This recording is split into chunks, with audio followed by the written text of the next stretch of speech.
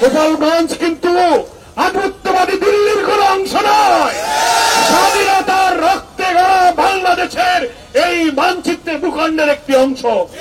কি করে তারা সেখানে জুলাই অভ্যুত্থানের বীর নায়কদের একটি ছাত্র সংগঠন থেকে আসা, যাদের ত্যাগ, যাদের নির্যাতনের উপরে ফ্যাসিবাদ মুক্ত হওয়ার এক বিরাট অংশীদারিত্বের গর্বের দাবিদার যে সংগঠন, তাদের উপরে কি করে হামলা করা হলো?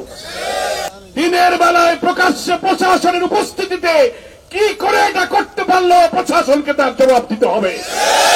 আমরা অবিলম্বে সরকার, স্বরাষ্ট্রমন্ত্রী, পুলিশ প্রশাসন, সরকারের আইন শৃঙ্খলা এবং মানুষের নিরাপত্তায় নিয়োজিত সকল সংস্থার কাছে দাবি করব, গোপালগঞ্জে যা ঘটনা হয়েছে এটা একটি অশনি সংকেত।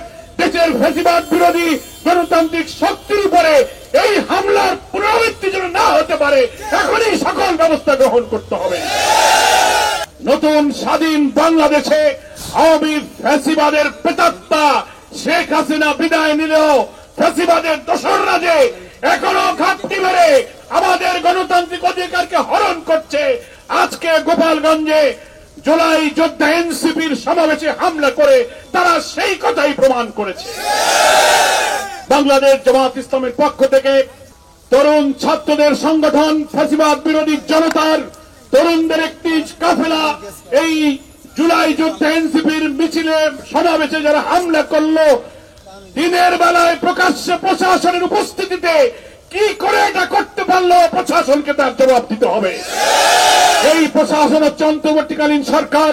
জনগণের জান মালের নিরাপত্তার জন্য ফ্যাসিবাদ মুক্ত একটি বাংলাদেশে নিরপেক্ষ প্রশাসন বলে আমরা মনে করি। অথচ দিনের বেলা একটি ঘোষিত পদযাত্রা সমাবেশ ভেঙে দিয়ে, মঞ্চ ভেঙে আগুন দিয়ে কিভাবে তারা পারলো? এখনো তাদেরকে গোপালগঞ্জে এনসিপির নেতাদের কেন অবরুদ্ধ রাখা হয়েছে? তাদেরকে, দোষীদেরকে গ্রেফতার করে আইনের আওতায় আনতে হবে। আমরা জামাত ইসলামীর পক্ষ থেকে ফ্যাসিবাদ বিরোধী সংগ্রামে গণতান্ত্রিক সকল শক্তির উপরে ফ্যাসিবাদীদের যে কোনো হামলার বিপক্ষে আমরা রুখে দাঁড়াবো। আমরা অবিলম্বে গোপালগঞ্জ এটাও কিন্তু বাংলাদেশের অংশ, এটা সকলকে মনে রাখতে হবে। গোপালগঞ্জ কিন্তু আধিপত্যবাদী দিল্লির কোন অংশ নয়। স্বাধীনতার রক্তে গড়া বাংলাদেশের এই মানচিত্রের ভূখণ্ডের একটি অংশ। কি করে তারা সেখানে জুলাই অভ্যুত্থানের বীর নায়কদের একটি ছাত্র সংগঠন থেকে আসা, যাদের ত্যাগ, যাদের নির্যাতনের উপরে ফ্যাসিবাদ মুক্ত হওয়ার এক বিরাট অংশীদারিত্বের গর্বের দাবিদার যে সংগঠন, তাদের উপরে কি করে হামলা করা হলো?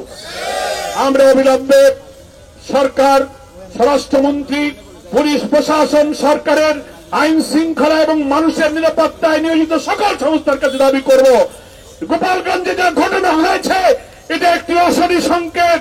দেশের ফ্যাসিবাদ বিরোধী গণতান্ত্রিক শক্তির উপরে এই হামলার পুনরাবৃত্তি যেন না হতে পারে, এখনই সকল ব্যবস্থা গ্রহণ করতে হবে।